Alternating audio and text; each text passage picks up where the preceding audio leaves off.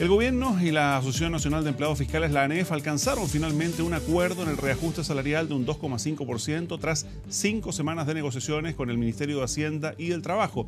Además, los empleados del sector público van a recibir un bono de 170.000 pesos por término de conflicto en un rango de ingresos. Vamos a estar revisando esta información junto a Carlos Insunza, el expresidente de la ANEF, y nos acompaña aquí en el estudio. Carlos, gracias por estar con nosotros. Muy buenos días. Muy buenas. Bueno, se firma el protocolo finalmente este mediodía, ¿no? Bueno, hoy día al mediodía se suscribió el protocolo por parte de las 13 organizaciones que finalmente tuvieron condiciones para llegar a un acuerdo. La mesa del sector público está integrada por las 15 organizaciones que representan a los trabajadores del Estado, y de esas 13 hemos definido que con los componentes que va a tener el protocolo de acuerdo vamos a suscribir con el gobierno un acuerdo que permita una rápida tramitación del proyecto de reajuste. Antes de ir a los detalles, al monto del reajuste, al bono, en fin, hablemos de esas dos ramas que son básicamente la Confusam, los trabajadores de la salud, y también los profesores. ¿Qué pasa con ellos desde el momento en que no suscriben este acuerdo que alcanzaron las otras 3 entidades? Bueno, esto no es primera vez que pasa. La mesa del sector público ha tomado decisiones de distinta resolución, pero en general cada organización desde sus propios mecanismos de definición democrática define si concurre un acuerdo o no. Y evidentemente esa valoración se hace sobre el conjunto de materias que se tratan en esta negociación de la mesa del sector público, que evidentemente tiene un eje muy relevante respecto a los temas económicos y particularmente las cifras de reajuste, pero que también contiene componentes laborales. Y en esta negociación yo entiendo que con un reajuste muy acotado, con un bono de término de negociación que tiene un incremento sustantivo respecto al año pasado, pero sobre la base de los elementos laborales que están contenidos, cada organización ha definido sus propios marcos y lamentablemente dos han decidido que no están en condiciones de suscribir un acuerdo. Ya, pero esas dos, perdón, van a terminar negociando por separado, no se pliegan al acuerdo, por lo tanto no tienen reajuste, se suman igual al reajuste. ¿Qué es lo que pasa en términos prácticos? No, las normas generales de la ley de reajuste general y de bonificaciones no se distinguen entre quienes suscriben el acuerdo o no. Particularmente respecto de algunos componentes laborales que pudieran haber estado en el proceso de negociación, eso evidentemente que el no concurrir al acuerdo genera que no se legisla respecto a esas materias. Ya, pero van a recibir el reajuste igual aun cuando no firman el protocolo de este mediodía. Sí, porque evidentemente el marco constitucional y es de lógica, implica que no pueden haber trabajadores que queden sin reajuste más allá de cómo finalmente se desarrolla la negociación y culmine. Hablemos un poquito de lo que pasó acá, porque uno entiende que en el marco de una negociación, como ha sido por lo demás históricamente, en buen chileno se negocia con el tejo pasado, ¿no? O sea, uno pide más de lo que cree que finalmente va a obtener. Pero eso también genera año tras año una serie de expectativas desde el punto de vista de los empleados públicos respecto de cuánto yo podría obtener y cuánto finalmente obtengo. ¿Ustedes no quedaron frustrados con el monto que finalmente reciben?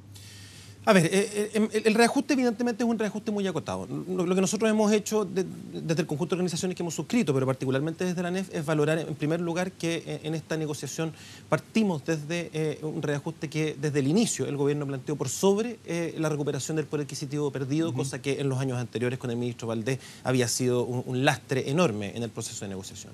Lo segundo es que finalmente el reajuste en términos reales es el reajuste más alto de todo el periodo de gobierno, es un 0,7% de reajuste real, más que duplica las cifras de cualquier año anterior. Ya, pero ustedes estaban pidiendo el 4,5.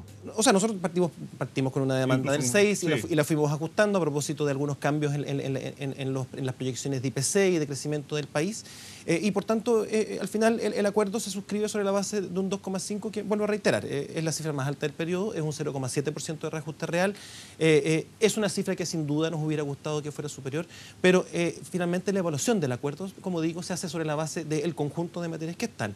Y nosotros lo que hemos valorado, en primer lugar, tiene que ver con que este acuerdo contempla un bono de término de negociación que recupera parte relevante de la pérdida que se nos impuso durante los 2 años anteriores. Son 170.000 pesos. Son 170.000 pesos, para además, ingresos hasta 660.000. Eso es muy relevante porque la línea de corte del año pasado era de 550.000. Esto implica que hay un universo de cerca de 250.000 trabajadores y trabajadoras que va a pasar de percibir el tramo bajo del bono del año pasado, que eran 35.000 pesos, al tramo alto de 170. E incluso para quienes están en el tramo alto, la diferencia va a ser de 35 a 85. Ya, pero para quienes ganan más de 660.000 no hay nada. No, sí, hay un bono hasta los 2.304.000 en ese rango. Pero es menor, digamos. 85.000 pesos. Sí. Es la mitad del bono, que es la estructura que habitualmente tiene. ¿Y les parece bien eso?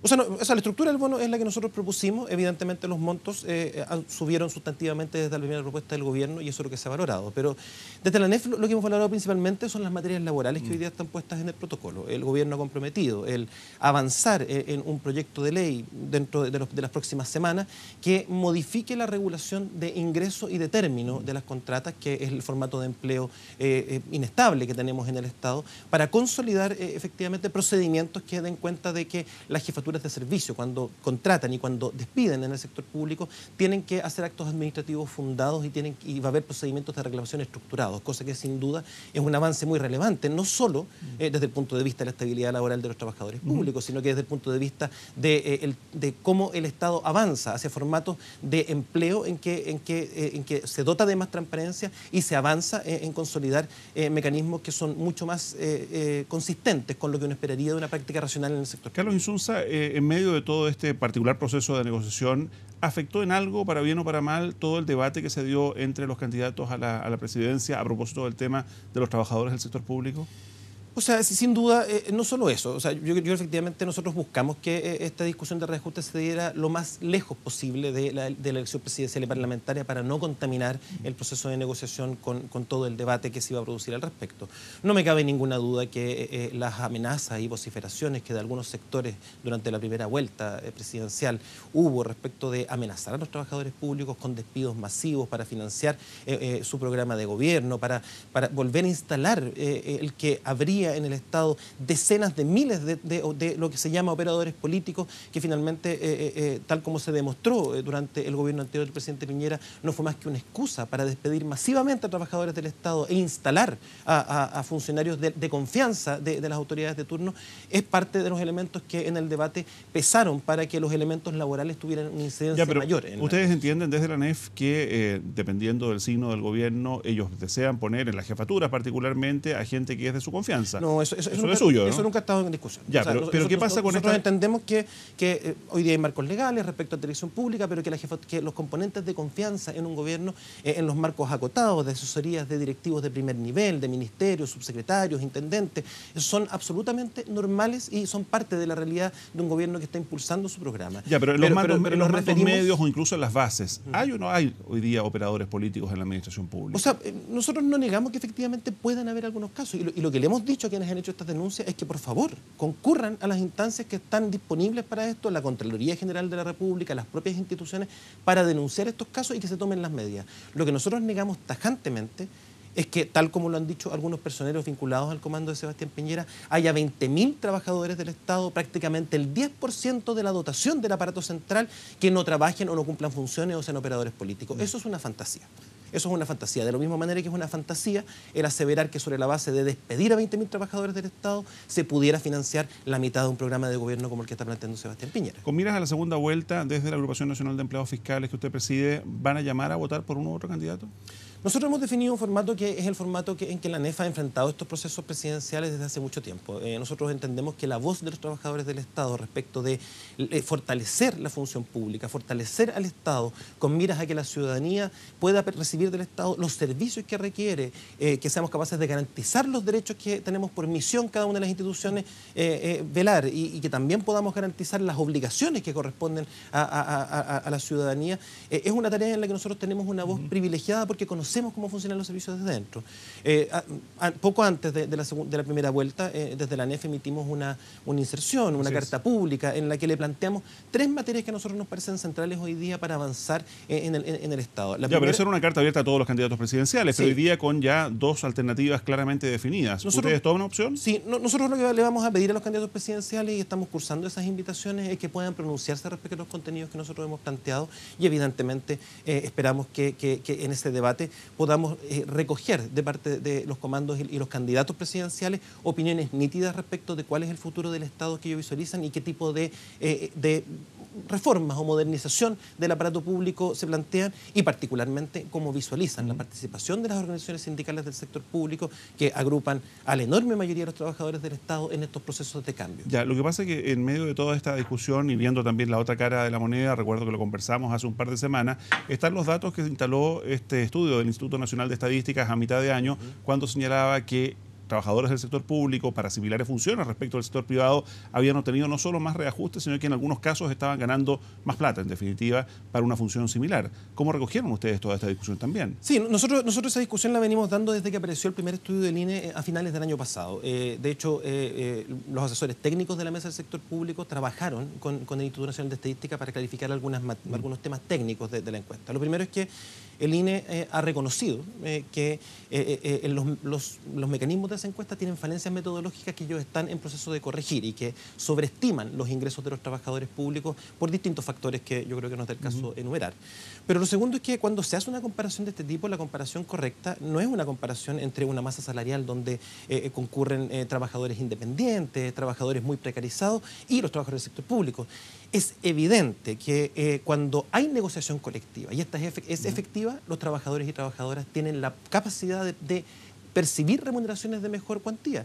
Y es claro que cuando la Mesa del Sector Público y los trabajadores del Estado llevan ejerciendo procesos de negociación colectiva durante los últimos 25 años en la Mesa del Sector Público, en las negociaciones sectoriales, esto se expresa en niveles de remuneración que tienen diferenciales respecto del sector privado, pero muy particularmente respecto de aquellos ámbitos del sector privado donde no hay negociación colectiva.